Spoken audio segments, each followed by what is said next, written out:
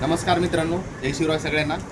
जसं की मित्रांनो तुम्हाला आज माहिती आहे की IBPSने PDCC म्हणजेच Parbhani district central cooperative bank म्हणजेच परभणी जिल्हा सहकारी मध्यवर्ती बँकेचे 152 पदासाठी जाहिरात आलेली आहे.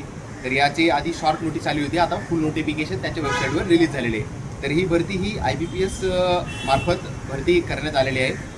जर तुम्हाला या PDFचं मी आपल्या यूट्यूबच्या व्हिडिओच्या डिस्क्रिप्शनमध्ये संपूर्ण जाहिरात टाकेल, तिथून तुम्ही संपूर्ण जाहिरात बघू शकता. तरी 152 पदांची जी भरती आहे ती वेगवेगळ्या 4-5 पदं आहेत, ज्यामध्ये ड्रायव्हरसाठी आहे, सबस्टाफ आहे, क्लरिकल कॅडरे पण आहे, तसेच मॅनेजमेंटमधले 4-5 त्याच्यासाठी पण जागा वगैरे आहेत.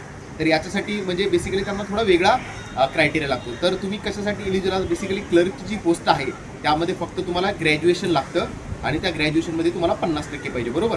तर त्या पदासाठी तुम्ही एलिजिबल आहात. मला आणि असं मला वाटतं त्याच्या जवळपास 129 जागा आहेत आणि त्याचप्रमाणे सबस्टाफ आणि ड्रायव्हरसाठी तुम्हाला लायसन वगैरे लागणार वगैरे.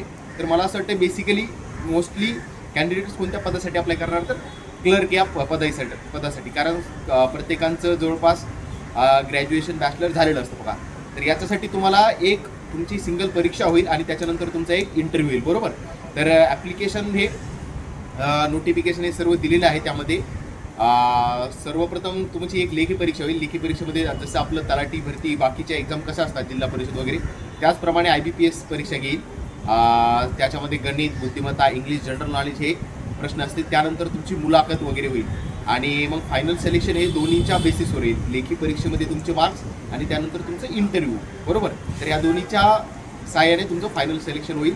आणि यामध्ये एक विशेष बाब म्हणजे इथे जवळपास ज्या काही आपल्या संपूर्ण जागा आहेत यामध्ये जे काही 70% जागा आहेत, ह्या 70% जागा ह्या त्या भागातील यांच्यासाठी राखीव आहेत, भूपुत्रांना.